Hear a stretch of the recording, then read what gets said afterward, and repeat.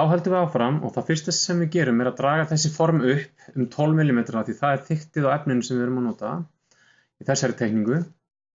Þannig að ég vel Albert Tool eða ýti á skrollmúsina eða skrollhjóli á músinni.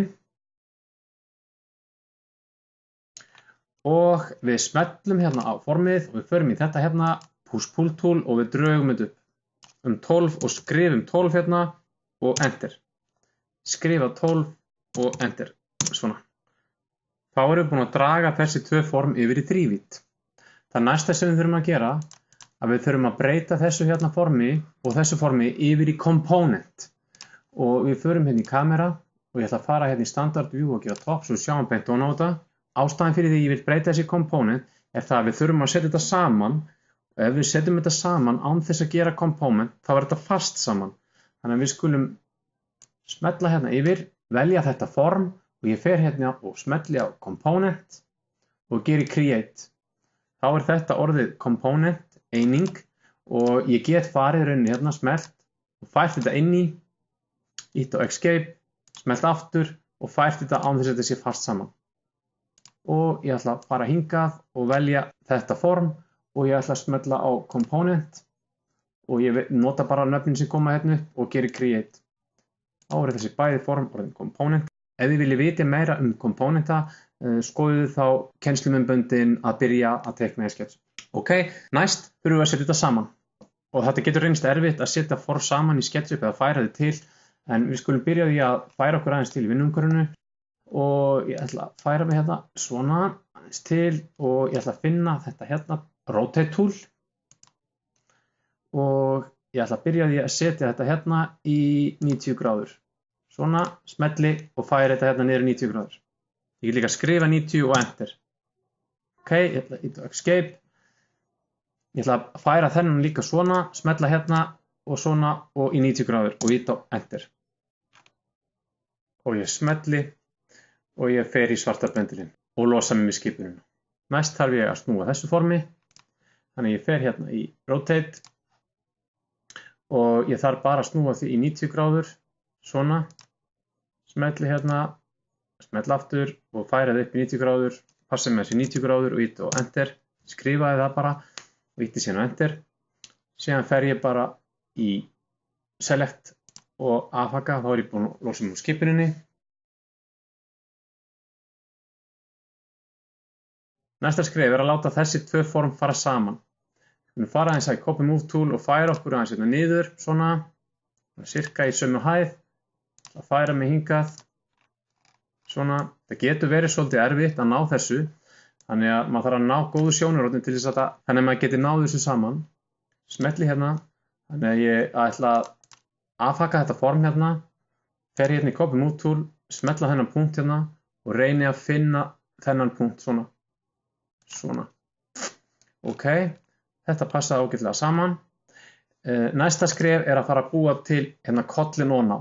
Og þá förum við í camera view og gerum standard view og top. Svona. Við þurfum að ná þessari miðju hérna, akkurat þessu miðjupunkt. Þannig það ágætt að fara hérna í hornið, hér og ég íti á escape og fer síðan aftur í þetta horn og hérna yfir. Svona. Þá ég búin að teikna cross og út frá þessu formi, það færi mig aðeins hérna til með músinni og ég fer hérna í polygon tool, smelli á það. Smetla hérna og ég ætla að láta hornið koma hérna beint í miðjuna svona og við þurfum að passa okkur að vera fyrir utan allstaðar. Ok, ég ætla ekki að setja inn sérstök mál á þetta en ég ætla bara að smetla núna þannig ég fyrir utan, svona. Þá erum við búin að búa til form sem hérna ofan á, svona. En við ætlum að horfa ofan á flötinn og fara í camera view og standard view og top og við getum eytt þessum hérna, við notum þann bara til þess að rauninni teikna eða þessum hérna, svona. Ok, við ætlum að rúna hornin næst, en það gerum við með svipar aðferð og við rúnuðum stólinn, eða neðri hlutann. Þá fer ég hérna í þennan, og ég ætla að gera hérna 30, svona, færa mig hérna yfir, svona, og fara aftur í þennan hérna. Eins og við gerum með hitt. og við ætlum bara að rúna þetta lítið, við ætlum bara að segja hérna 5 og eftir svona, þegar við erum búin að þessu þá eyðum við þessar línu svona og eyðum þessar línu. Svona. Þetta þurfum við að gera á öllum hornunum.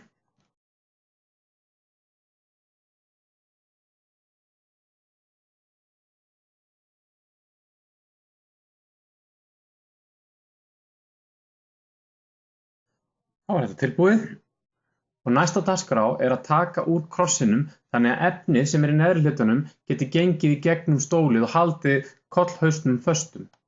Þannig að þá förum við í teiknipennann og við byrjum að teikna.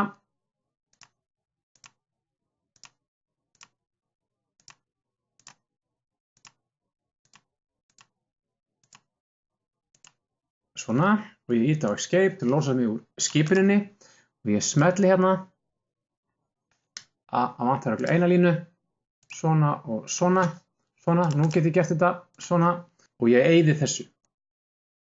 Og núna ætlum við að draga þetta form niður í þrívídd. Við getum ekki dregið það upp, við getum að dregið það upp, en það er betra að draga það niður, þá passar það akkurat.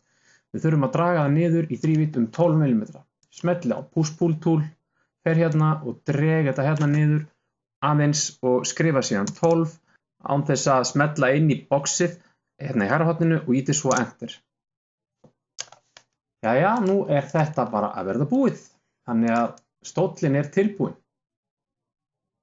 Það er ágætt að fara hérna og búa til component úr þessum hluta líka. Svona og create component.